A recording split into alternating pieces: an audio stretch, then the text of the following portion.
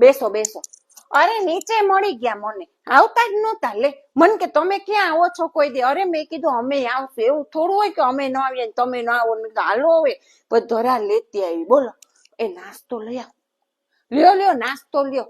અરે બાપા અમે આવશું, એવું થોડું હોય. અમે આવશું બાપા, નાસ્તો હું અમે જમી જાશું. બસ તમે લ્યો તો ખરી.